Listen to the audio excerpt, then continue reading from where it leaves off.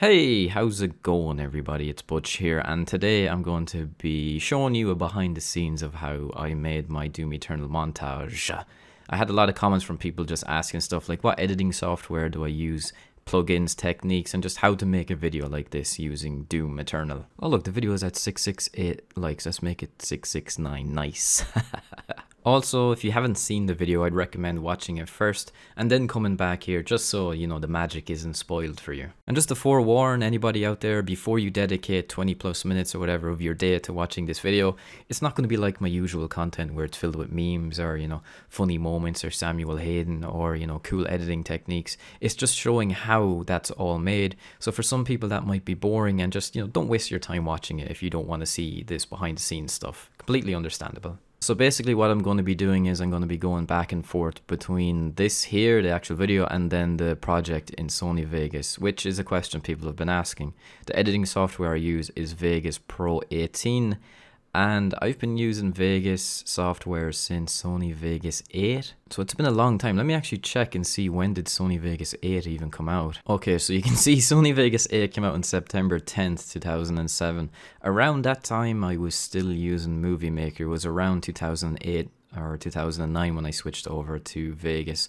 So I've been doing this, I've been using Vegas editing softwares for over 10 years at least. So I'm just really familiar with it. Vegas 18 is a really good tool. I used 12 for the longest time. I switched to 15. My friend showed me just how good 18 is, so I just had to get 18, and I love Vegas 18. Okay, so the intro here, this is all just done in Doom Eternal's photo mode to get these kind of cinematic shots. We'll just skip through because some of this there's not much to say. This again is just using Doom Eternal's cinematic photo mode to get those cinematics. Okay, so this transition here, this is a really old technique. I remember seeing this back in like the Modern Warfare 2 days of editing. So let's just switch over here for a second. Where does it actually come in? It comes in here. So basically what you do is you just mask everything individually and animate it into the scene. Like, is this the gun? Okay, this one here is the gun. So you just go into your masking tool here. So realistically, this is the way the gun is set up. It's like this. And then you go into your masking tool here, and you just cut around the gun, make its shape, like so. And then you go to the position. I have a position down low, and then this is a positioned into frame. So it just animates in. Very simple technique. It's been around for a very, very long time. I haven't used it that much. I did use it in an Apex Legends video that I haven't released yet. I've used it in some of my Dark Souls content. And yeah, it's very, very effective. It looks fantastic. And then as you can see, everything else starts to come in. Like you have the pain elemental here starts to come in. You have the cliffs here starts to come in. And then the iceberg thing here comes in, and then the background animates in. Now when you play it back in real time, it's a very smooth transition. Like, it's fast and you don't actually notice there's a lot of jank in the transition. Can I get it here again? There's a lot of stuff you actually do not notice until you play it back frame by frame. So if we go frame by frame here real quick, as you can see, when the cliff here starts to come in on this side here, the pain elemental is already there. Even though I have the pain elemental animating in the center, but when it all slots in, it kind of slots into it, so you don't notice it. And then when this like iceberg pillar thing comes down, the heavy cannon scope is actually a part of it. Like, it's not clean, but you don't notice this stuff until you go slowly frame by frame. If we go back here real quick and play it at real time, you won't notice any of this stuff. It's just so fast. I think that's about it for that part of the video. This here was just trying to get a cool wall bounce kill. There we have the super duper slow motion, which I use a lot. It's a plugin called Twixtor. Very effective tool. It's been around for a very long time. I used to use it back in the Modern Warfare 2 days, making sniping montages back then. So yeah, that's an old plugin, Twixtor Pro. Very effective. Nothing really here. It's just using more of the Twixtor just to sync up everything to the music. More Twixtor. This here, this is just a warp with chromatic aberration, whatever the hell it's called. It's a chroma warp. It kind of just goes with the music.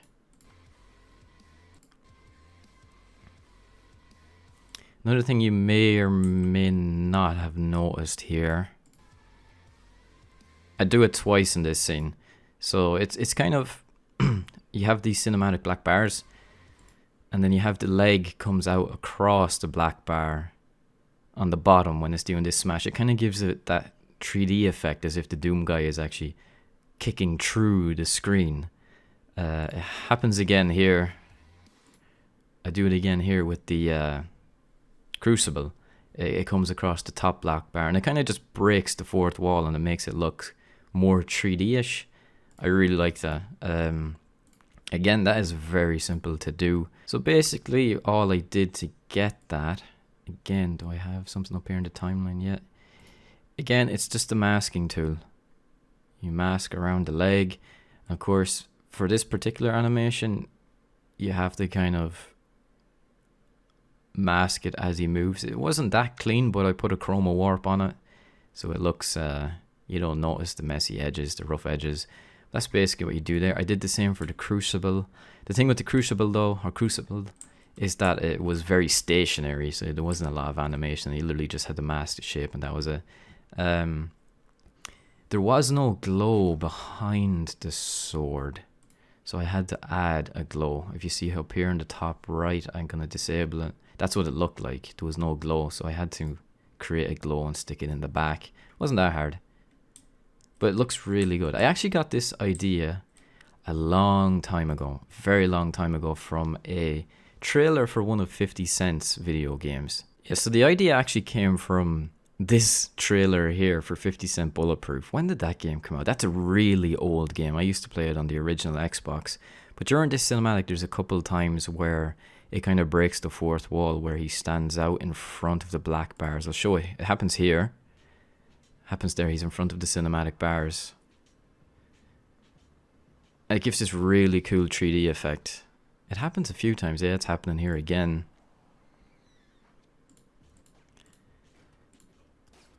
It happens more or less throughout this entire trailer, and it really stuck with me as a kid seeing this. And it's been an effect I've tried a couple of times in videos, but it's never always been that effective. It looks really good in some games, not so good in others, but it gives this really good 3D effect, like he's breaking the fourth wall, and that's kind of where this idea comes from, with the leg stomping over and the Crucible. So again, we just have this slow motion kill into this meat hook transition. This was hard to get right. That was hard to get right for different reasons. So basically what happened here, when the tyrant was killed, it transitioned into the next scene, which is simple stuff. It was just basic, kind of line it up, and there's not much else to say on that. So again, getting this shot of the meat hook was done in Doom Eternal's photo mode, and then transitioning it into the new hook, it was all done in photo mode essentially. The tricky thing with the meat hook, when you fire it in photo mode, and if you continue to play on the scene frame by frame, the hook disappears, the chain disappears. It doesn't complete the animation of you actually, flying in towards the enemy. So getting the chain to actually hit the mancubus, as you can see, it animates into the mancubus. That's not actually the case at all. This is the chain breaking off from the mancubus, but I reversed it, so it looks like it's actually whipping into him instead of breaking off. Whereas realistically, this is what it was going this way, and the chain breaks off the mancubus.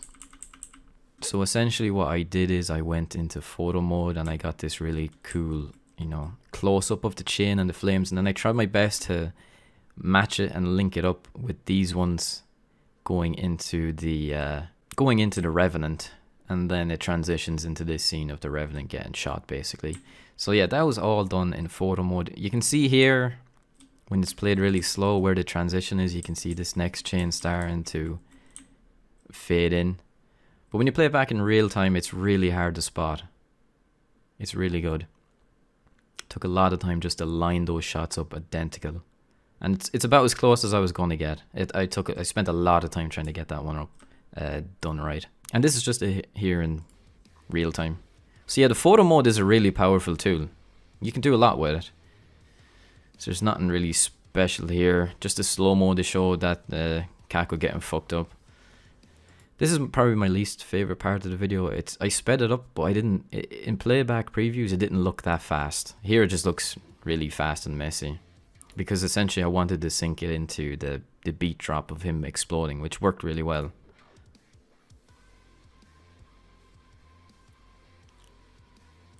Again, all these transitions are just done in they're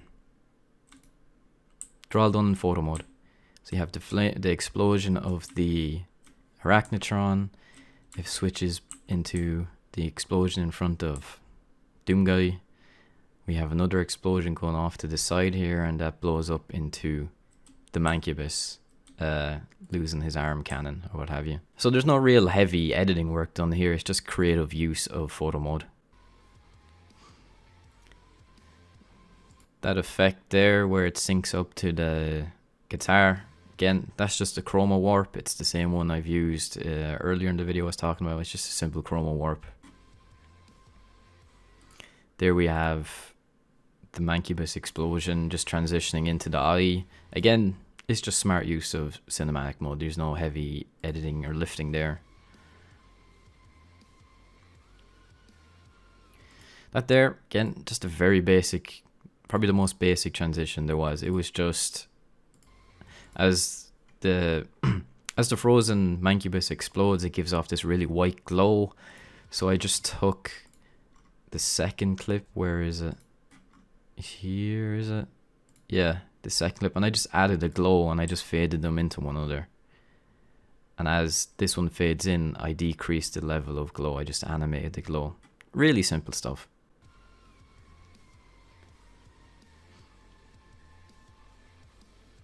Again, the slow motion Twixter coming into play there. The Twixter is a really effective tool. I know people have said I overused in this video, and I probably did, but I just think it works really well in first person's perspective, and it really shows the animations off in this game.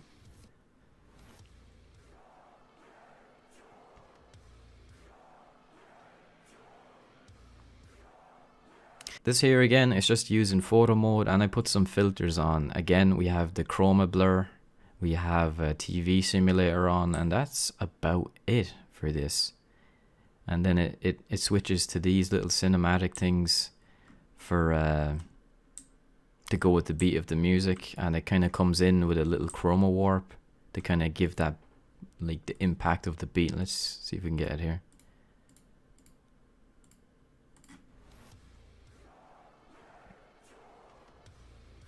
Like that, boom, boom.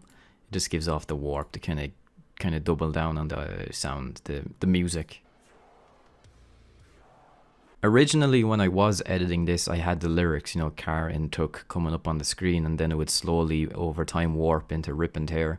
I got rid of it because I thought it just looked corny and edgy, and I didn't like how it looked. And basically, the choice of this area for the cinematic just came down to the fact that, you know, the lyrics are, you know, Karen Took, Rip and Tear, and this is where the lyrics, or those words and chants came from. It was when the Slayer was, you know, fighting in the gladiator arena or whatever. That's where the whole Rip and Tear thing came from. So it was a bit of just a reference to that.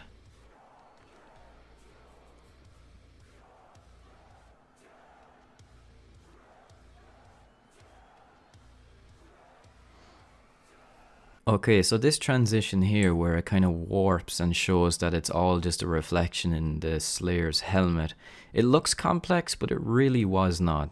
So basically what I did was I took, I'll mess around with this a little bit. I just took this still of the Slayer's helmet, right? And then up here, if you can see in the timeline, I cut out the visor section to make it transparent. So this is what it looks like. It's just a transparent visor. And it zooms out, so it's easy to, as you can see here, like, it's all just black there. It's empty, there's nothing there because it's transparent. Then underneath it, I put a layer of the visor. I didn't put it all the way up. I gave it some, I made it slightly transparent and it fades in. So it gives the effect of it being on the Slayer's helmet. And then the actual clip down here of the scene, I put like a fisheye effect on it and a pinch effect. So it kind of warps like this. This is what it looks like without the helmet, and then it slowly fades out.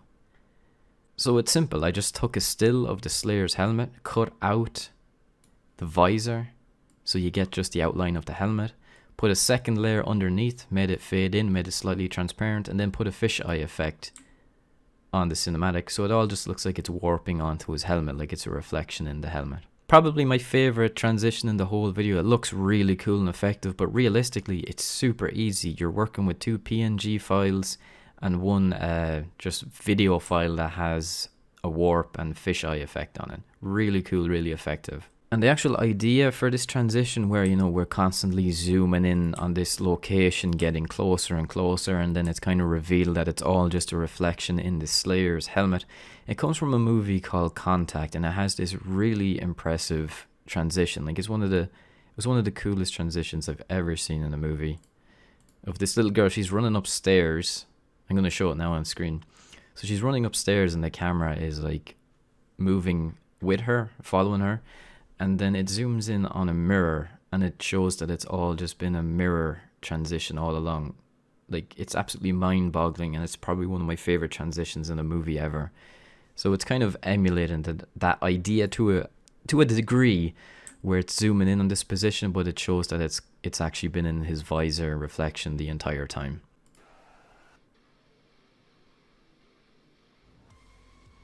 So this part here is just me doing a console command to do the animation where you equip the meat hook for the first time. And then the visor is just something I made myself. I've made it in other videos in the past where I did like a first person perspective of the Slayer. It's a PNG file and you just, you know, that's it, on off, on off. And it just gives this really cool effect as if you're in the Slayer's helmet. In my past videos I had it like animated, like the inside of the helmet would react to lighting, blood would splatter on the visor, but this was just one scene, so it didn't really seem necessary to go through all of that. And it all happens during this little pre-drop of the music, so I wanted, the timing on this was just, it was really hard to get the timing down. As you can see, while I'm like setting up this cool animation, the fucking Marauder attacks me, so I have to interrupt it and like dodge out of the way. But it looks pretty much complete, as you can see, flicking up the shotgun and then meat hooking into the Cacodemon. So again here, there's a lot of use of the Twixter, and it's basically just to kind of show up the tech that's being used here. I don't know who came up with this tech. I'm gonna go ahead and say that it's Sylar, because Sylar comes up with every fucking tech this game has. But basically what I did is, you know, falter the Cacodemon so he can't interrupt you, but use it as a meat hook point so you can set up an aerial rocket barrage. So basically what happens is, as the rockets are coming down, the Marauder will lift his shield, which leaves him exposed. So it's a really cool tech where you don't even have to get a stagger on the Marauder. You can abuse him like this to get your stagger.